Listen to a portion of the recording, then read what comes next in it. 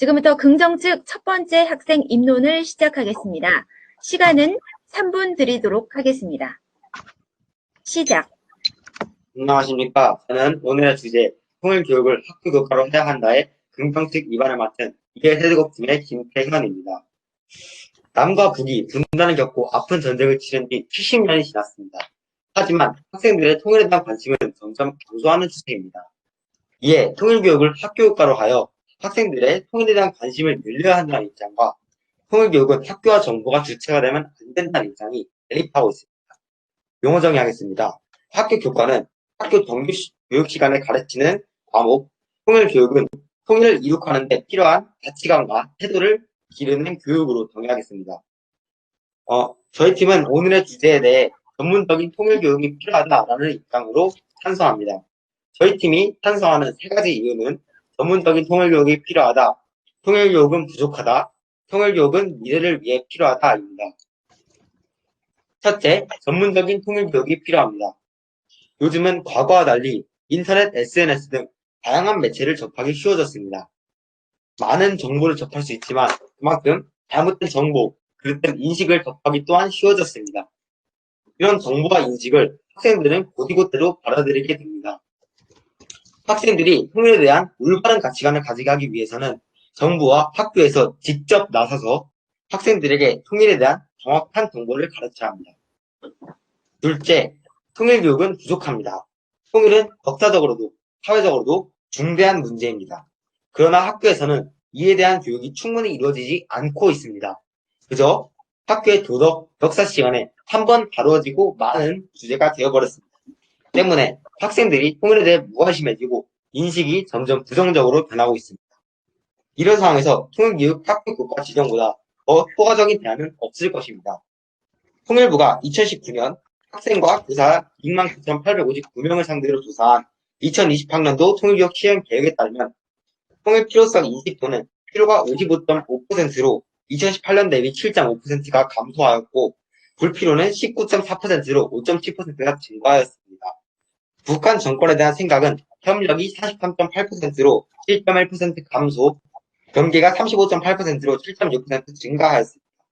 북한의 이미지는 전쟁 군사가 31.8%로 2.1% 증가, 한민족 통일은 21.8%로 3.1%가 감소하였습니다. 마지막으로 통일교육은 미래를 위해 필요합니다. 통일은 어느 순간 우리가 예상치 못한 상황에서 갑자기 이루어질 수 있습니다.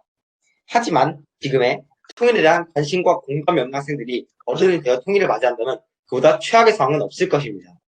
어떤 대한민국 국민도 통일로부터 자유롭지 못합니다. 그때의 통일을 준비하기 위해 통일교육을 학교과로 해야 합니다. 이상으로 긍정측 2반을 마치겠습니다. 감사합니다. 다음은 부정측 첫 번째 학생 입론 시간입니다. 시간은 똑같이 3분 드리도록 하겠습니다. 시작. 안녕하십니까. 통일교육을 학교 교과로 해야 한다의 부정측 입안을 맡은 꼬꾸루입니다. 남과 북이 수차례 남북 정상회담을 개최하며 통일과 평화에 대한 청소년들의 관심이 높아졌습니다. 과거 한민족을 강조하며 이뤄졌던 통일교육은 지역교육청들의 노력으로 통일시민이라는 인정교과서를 발행해 정규 교과서로 지정하려고 노력하고 있습니다.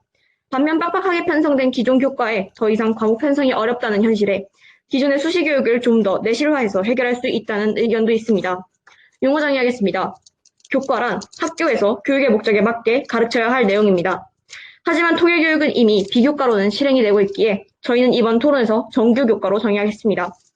먼저 상대 측의 첫 번째 주장에 대한 반박적 주장을 하도록 하겠습니다. 첫째, 시의성이 떨어집니다. 현재 남과 북의 관계는 시시때때로 바뀝니다. 2018년 4월 27일 남북 판문점 회동, 2019년 2월 28일 북미 하노이 정상회담, 결렬, 2019년 6월 30일 남북미 정상 판문점 회동, 2020년 6월 16일 남북 공동연락사무소 폭파 등 이 모든 일들이 2년 사이에 벌어진 일입니다. 이처럼 남북 관계는 시시때때로 변합니다. 통일을 정규교과로 넣게 되면 하나의 교과서를 가지고 수업을 하게 됩니다. 하나의 교과서를 가지고 수업을 하는 것은 시의성이 떨어질 뿐만 아니라 변하는 남북 관계에 따라 계속해서 교과서를 편집할 수도 없는 노릇입니다. 둘째, 교육을 할 여건이 되지 않습니다. 통일을 정규교과로 지정하면 장점도 많이 있을 것입니다. 하지만 장점보다는 해결해야 할 문제가 너무 많습니다. 우선 수업 시수가 부족합니다. 2019년 통일부 통일교육원의 실태조사에서는 시간 확보의 어려움으로 학교 평화통일교육이 원활히 운영되지 않았다라는 답변이 62%로 가장 높게 나타났습니다. 또한 통일이라는 주제는 도덕, 사회, 역사, 이미 교과서에 편성되어 있습니다. 이미 편성되어 있음에도 불구하고 또다시 통일이라는 정규교과를 만드는 것은 시간 낭비, 예산 낭비라고 생각합니다. 셋째, 학생들에게 학업적 부담이 됩니다. OECD의 자료를 조사한 결과 2014년부터 현재까지 대한민국 학생들의 수면 시간은 점점 줄어들고 있다고 합니다. 연합뉴스 2020년 8월 3일자 뉴스에 따르면 약 55%의 학생들이 학업 때문에 수면 부족을 호소하고 있습니다. 만약 정규교과로 편성을 하게 된다면 평가를 하는 것은 당연한 일입니다. 시험을 보게 되면 학생들은 내신 관리를 해야 하며 수능 반영 여부와 과목에 대한 평가의 부담은 더욱더 쌓여갈 것입니다. 학업 부담은 계속해서 쌓여가는데 학생들이 통일교육을 원한다고 보기는 힘듭니다. 학생들이 원하지 않는 수업을 하면 능률은 떨어지고 이에 대한 교육의 효과도 떨어질 것입니다. 따라서 저희 팀은 시의성이 떨어지고 교육을 할 여건이 되지 않으며 학생들에게 학업적 부담이 된다. 이렇게 세 가지 이유로 이번 논제에 반대하는 바입니다. 이상으로 검토해 주셔서 감사합니다. 자, 자유롭게 질의응답 시간 드리도록 하겠습니다. 시간 총 8분 드리겠습니다. 긍정측에서 질문 드리겠습니다. 상대팀 두 번째 주장에서 교육을 교육을 할 여건이 되지 않는다고 말씀하시면서 통일이란 주제는 이미 도덕, 사회 등 교과서에 편성이 되어 있다고 말씀하셨습니다. 그렇다면 질문 드리겠습니다. 상대팀께서는 통일 교육이 충분히 이루어지고 있다고 생각하시나요? 저희가 조사한 바에 따르면 초등학교 6학년 도덕 교과서의 경우 한 단원 자체가 통일로 이루어져 있습니다. 이 통일로 이루어진 이 통일이 한 단원 자체가 편성이 될 정도면 지금 통일 교육은 아주 원활히 되고 있는 것은 아니지만 어느 정도 진행은 되고 있다고 생각합니다. 추가 답변을 드리자면 지금 현재 우리나라는 초중고 다 6월 통일교육 주간을 실시하면서 통일교육 통일 글쓰기, 통일공감 그림 그리기, 통일공감 체험하기 등 많은 활동을 하고 있습니다. 학생들도 이런 것을 통해서 많은 것을 접하고 학생들이 통일에 대해 더 관심을 갖는 기회가 될 수 있을 것이라고 생각합니다. 질문 드리겠습니다.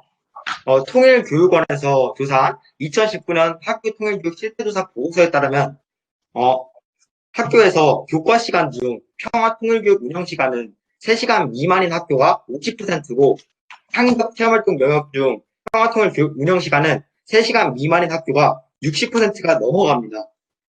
그렇다면 상대팀께서는 진짜로 통일교육이 충분하다고 생각하시나요?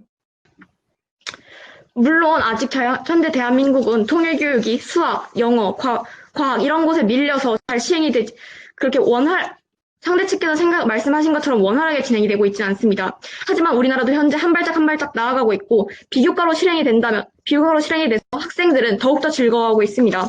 혹시 2019년 통일부 통일교육원의 자료에 나온 학생들이 만약에 어딘가 체험을 가거나 외부 강사를 초빙했을 때보다 학교에서 교육을 받는 외부 강사를 하는 것이 학교에서 교육을 받는 것보다 더 좋다고, 더 좋은 관심이 나타났습니다. 이걸 혹시 알고 계셨습니까? 통일교육원에서 발표한 그 보고서는 저희도 토론 준비를 하면서 보았습니다. 하지만 교사들이 효과적인 평화통일교육 방법으로 꼽은 1위는 수업 중 교과 관련 단원지도가 45.7%로 압도적이었습니다. 그만큼 통일교육을 효과적으로 학생들에게 시행하려면 교과 관련 단원지도, 전문적인 교과 관련 단원지도가 필요하다는 것입니다. 교과와 관련된 내용을 지도한다는 것은 지금 이미 편성되어 있는 그 교과 안에서 교육을 한다는 뜻 아닙니까? 교과 관련 지도를 해서 교과 관련으로 지도함으로 인해 결국 통일교육을 학교 교과로 지도하는 것이죠. 하지만 상대팀도 지금 알고 있으시겠다시피 지금 통일교육은 정규 교과로 지정되지 않았습니다. 그렇다는 얘기는 지금 정규 교과로 지정되지 않아 있기 때문에 역사, 도덕, 사회 등에 집필되어 있는 부분을 학생들에게 수업 시간 안에 가르치는 것이 가장 효과적이라고 생각을 하는데요. 저희 측에서는. 그러니까 그 효과적인 도덕 역사 시간 안에 가르치는 교과 단원으로 통일교육을 가르치는 것이 효과적이니까 학생들에게 현재 통일인식이 부족한 학생들에게 통일교육을 더 확대 실시해야 된다. 저희는 그렇게 얘기하고 있는 것입니다. 그리고 아까 선생님께서 그 학생들 학업 부담 세 번째에서 스트레스를 얘기하시는데 OECD 조사 결과 55%의 우리나라 학생들이 학업 때문에 수면이 부족하다고 하였습니다. 저희 팀도 직접 학생인 신분으로서 그 고충에 대해 이해합니다. 하지만 이렇게 따지면 학생들이 수면 시간이 부족하고 현재 국영수사가 공부하기에 바쁜데 과연 강제성이 없는 그런 통일교육을 국영수사과를 제쳐두고 과연 통일교육을 실시할 수 있을까요? 그러니까 저희가 정규교과로 하지 말고 비교과로 하자고 말씀을 드리는 것입니다. 상대 측의 물론 마음도 충분히 이해가 갑니다. 뭐 학생들이 강제성이 없으면은 통일교육을 하지 않을 것이고 이런 생각도 물론 이해를 합니다. 하지만 만약 비교과로 진행을 하게 된다면 하루에 2시간, 3시간이라도 외부 강사를 초빙하거나 어디로 견학을 가서 배운다면 학생들에게는 더 부담이 없을 것입니다. 하지만 만약 정규효과로 지정하게 된다면 왜냐하면 이거는 수능에도 들어갈 수가 있고 아니면 학생들의 수시 아니면 혹은 시험에도 반영이 될 수 있습니다. 시험에 반영이 된다면 그만큼 학생들의 부담은 더욱더 커지고 있습니다. 혹시 현재 시험에 반영한다면 그렇게 그 교과서가 지정되어야 돼야지만 시험에 반영할 수 있는 거 아닌가요? 어떻게 비교과를 시험에 반영하죠? 그래서 저희가 방금 말씀드린 것은 만약 정규효과로 했을 때 시험에 반영이 된다라고 말씀드린 것입니다. 그리고 저희가 한 가지 질문 드리겠습니다. 혹시 현재 고등학생의 평균 수면 시간을 알고 계십니까? 평균 수면 시간이 어떻게 되죠? 평균 수면 시간은 약 6시간입니다. 하지만 청소년들의 적정 수면 시간은 약 8시간에서 10시간입니다. 10시간으로 봤을 때 약 4시간 정도가 4시간 정도 적은 수면입니다. 여기서 만약에 통일이라는 것을 정규효과로 아예 강제적으로 주입을 하게 된다면 학생들의 부담은 엄청 더 커지고 5시간 혹은 6시간 미만으로 수면 시간이 줄 수도 있습니다. 그럼 저희 측 다음 질문 드리겠습니다. 상대 측께서 두 번째 주장에 교육은 부족하다고 하시면서 조사 결과로 학생들이 북한을 경계 대상으로 보는 것은 높아졌고 전쟁, 군사에 대한 인식이 높아졌다고 하셨는데 하지만 지금 현재 북한은 핵 보유국이고 현재 핵 실험을 계속 하고 있는 상황이므로 학생들에게 경계의 대상이 되는 것은 당연합니다. 근데 이 상태에서 학생들이 이런 경계, 전쟁, 군사 이런 생각을 가지고 있는데 이를 학생들의 인식을 바꾸게 되면 북한은 절대 전쟁 군사적이지만한 국가는 아니다라고 하면서 이는 주입식 교육이 돼버리고 주입식 교육이 돼버리면 학생들의 생각을 묻히게 되는 그런 교육이 되는 것 아닌가요? 그러니까 상대팀께서는 학생들의 북한에 대한 인식이 점점 부정적으로 변하는 추세의 원인이 북한이 핵 보유국이라는 이유라고 말씀하고 계신 거죠, 정리하자면? 네, 그렇습니다. 그런데 이는 단순히 그 원인이라 보기에는 오류가 있습니다. 현재 통일교육은 학생들에게 전문적으로 시행되지 않고 있습니다. 저희가 아까 옆에 임원자분께서 말씀하셨듯이 국가시간 중 평화통일교육 운영 시간은 매우 적고 상기적 체험활동 중 평화통일교육 시간 역시 매우 적습니다. 학생들의 물론 북한과 남한의 현재 사이가 안 좋은 것도 이유가 있겠지만 이대로 학생들을 방치해도 될까요? 저희들이 통일을 아예 포기하게 되는 것 아닌가요? 지금 현재 상대 측께서는 그럼 정규효과로 지정을 해야지만 통일을 포기하지 않고 학생들이 교육을 할 수 있다라고 말씀하시는 것이 맞나요? 상대팀께서 아까 OECD 평균 수면 그리고 국가학교 평균 수면 거의 모두 이해합니다. 하지만 그렇게 평균 수면이 적은 학생들이 과연 필수적이지 않은 통일교육을 적극적으로 참여할까요? 과연 공부하면서 참여할까요? 다음 질문 드리겠습니다. 질문 드리겠습니다. 이 논대의 전제는 대한민국이 통일을 지향한다라는 것을 알고 계시나요? 네, 알고 있습니다. 그렇다면 상대팀께서는 통일에는 찬성하신다면은 왜 통일의 주체인 학생들에게 통일 교육을 시행하는 것에는 반대하시는 건가요?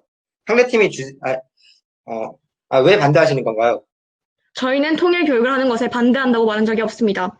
물론 우리나라 학생들은 나중에 통일의 주역이 될 것이기 때문에 정말 중요합니다.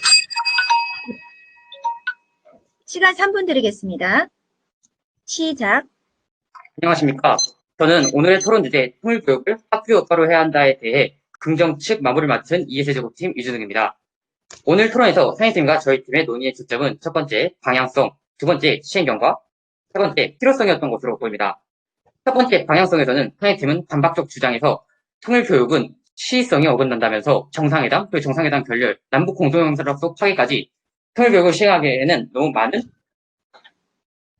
세계 정세의 변화가 있다고 말씀하셨습니다.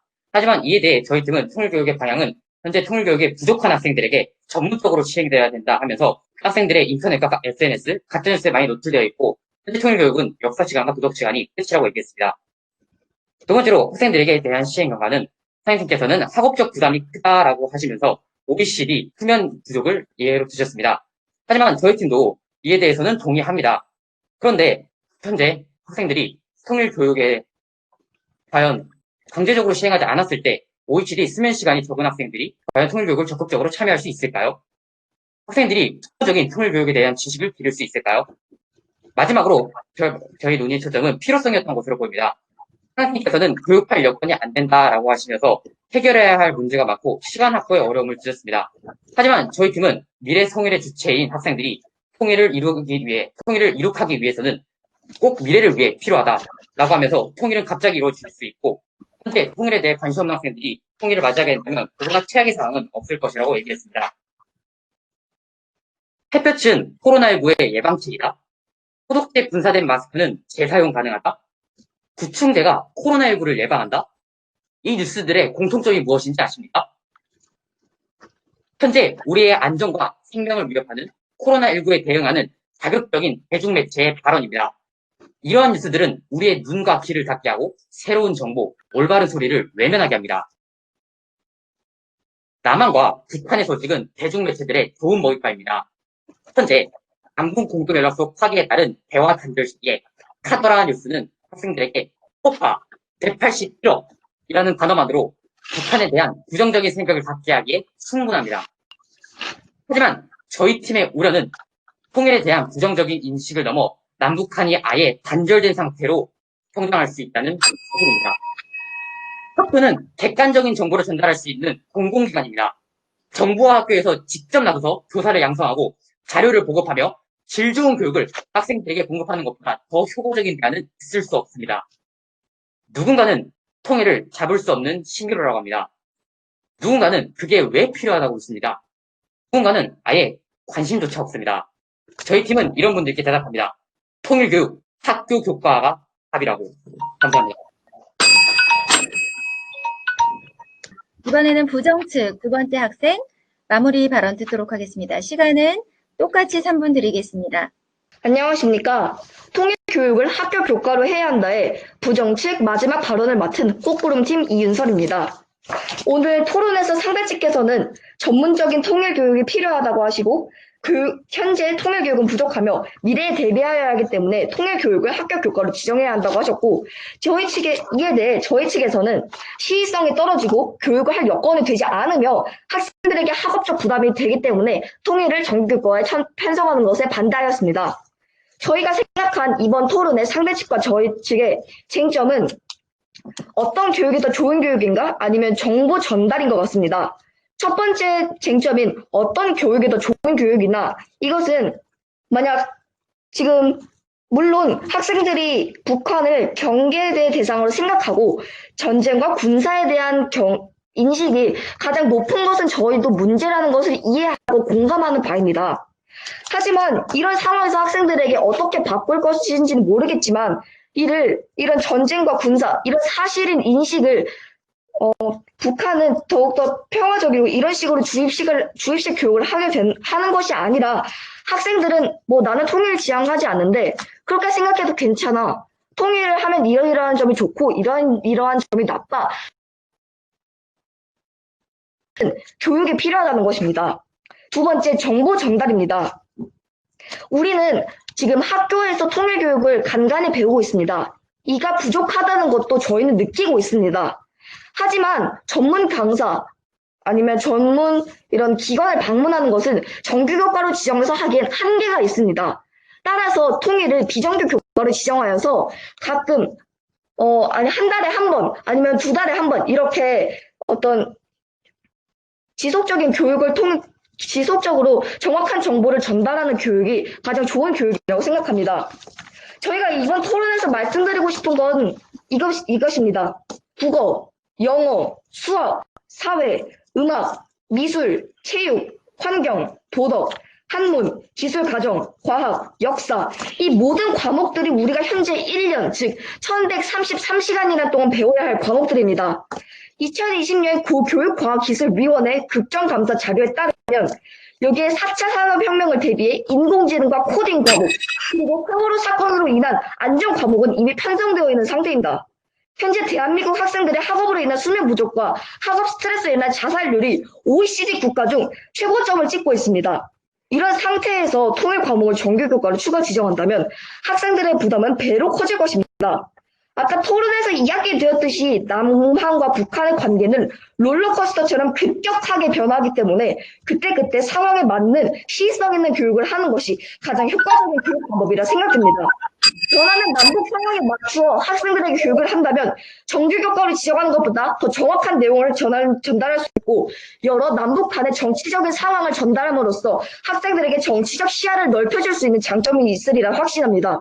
이상 경청해 주셔서 감사합니다. 네, 수고 많으셨습니다.